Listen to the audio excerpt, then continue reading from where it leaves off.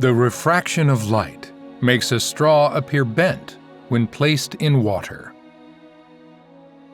It has been challenging to artificially manipulate the degree of bending light at the boundary between two different media because it is governed by material properties. However, by using artificial materials with specific structures, it has become possible to control the way light bends in different directions. These are called metamaterials. Metamaterials actually look and behave like ordinary materials like glass or metal or so on, but they have very unusual properties. They give access to a very, very wide range of properties. Metamaterials, which are artificial materials with properties not found in nature, have emerged and challenged conventional scientific understanding. John Pendry, a theoretical physicist, laid the groundwork for creating innovative materials in the field of materials science, paving the way for the widespread social applications of novel materials. John Pendry's fascination with science began in childhood. First, I didn't know that these things I was interested in was called science, and eventually learned that. So I was always asking questions, most of which couldn't be answered, like why is the fire burning? Simple questions that boys ask. Captivated by science, he acquired a chemistry experiment kit and spent hours immersing himself in experiments in the basement of his grandmother's candy shop. I used to go down there and do chemical experiments, some of which were quite dangerous. I was a very dangerous little child.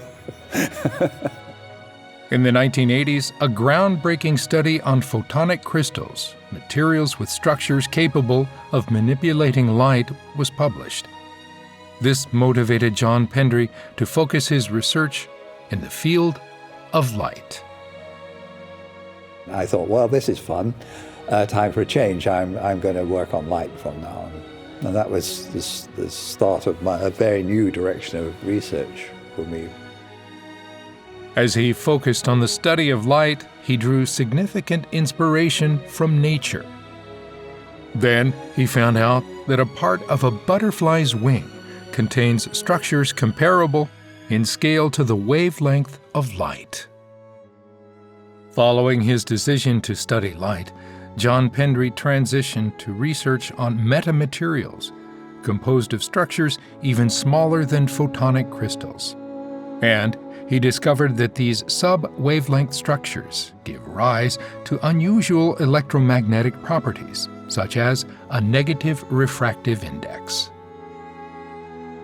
He theoretically demonstrated that such structures could impart materials with properties not found in nature. His research has paved the way for advancements in various fields, including heat shielding, light wave, and microwave control technologies.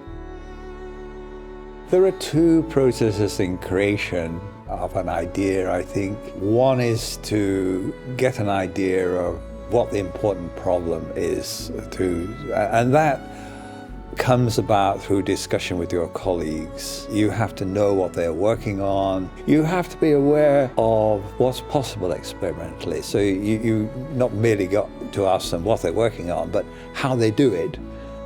But that second process doesn't involve a lot of people excitedly discussing in a room. That sets the problem. You solve problems by hard thinking on a rainy Sunday English morning.